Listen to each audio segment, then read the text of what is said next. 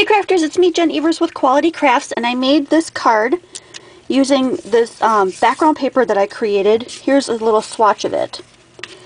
Basically, it's just a watercolored piece of cardstock, and I use 65-pound regular cardstock for this. So if you don't have watercolor paper, you can still get away with doing this technique. And then an embossing folder and some black ink. So I'm going to show you how I did that today. I start off with just a regular, I think this is A2 size, so it's 4 1/4 by 5 1/2. You can do anything that you want, but this is for a card base. Pick out a bunch of inks, and all I do is just smear them on my craft mat, and then add a little water. So for those of you who like to know, I'm using peacock feathers, picked raspberry, spiced marmalade, and mustard seed, and they're all Tim Holtz Distress inks.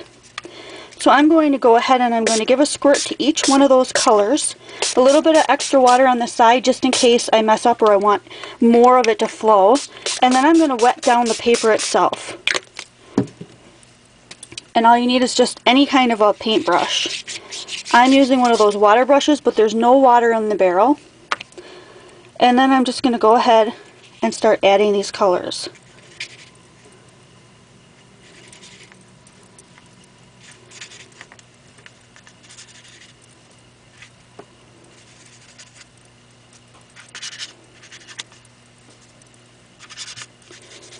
You can see where my paper is starting to go through it just because I got too much water on there.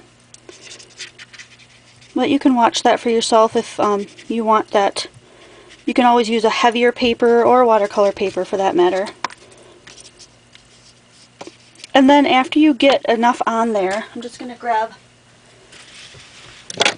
if you don't know me, I use toilet paper to wipe things up. I'm just going to get rid of all that wet, roll it over my cardstock here, and give it a zap with the dryer.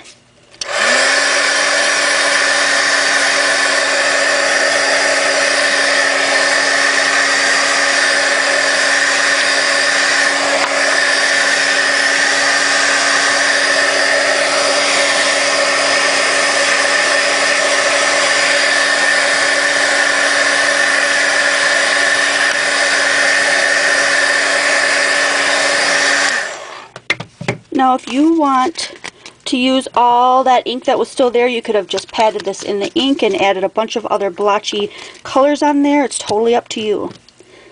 What I'm going to do next is I'm just going to pick a embossing folder and run this through. And I'll be right back.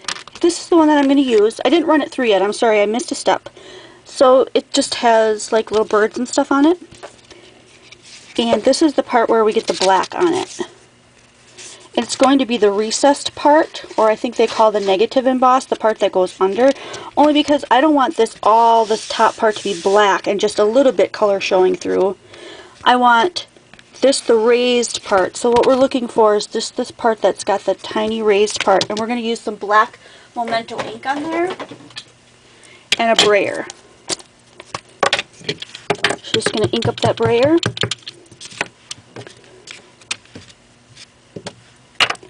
And roll the ink right on top.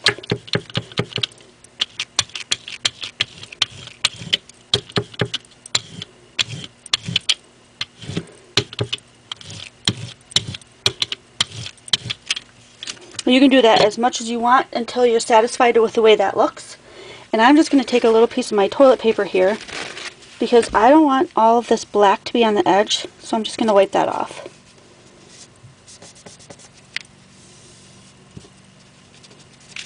And then you're going to lay the color side down, so that's where the black's going to transfer to. Lay it down and close your folder. Make sure you don't put it too close to the edge. Now I'm going to have a double image, but that's okay. Squish it shut and then run it through the Cuttlebug or the Big Shot, whatever you have. I'm just going to let the camera roll while I do that. You can hear it in the background.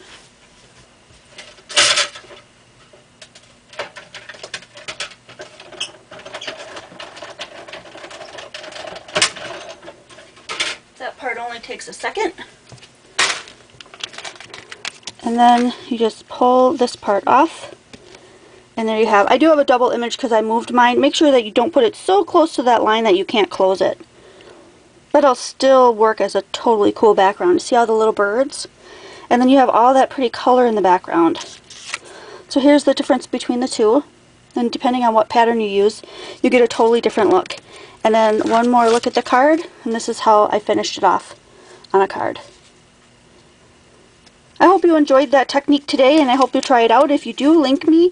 I'm Signace, S-I-G-N-A-C-E @ Yahoo. I'd love to see your creations. Thanks for joining me, and I'll see you guys next video.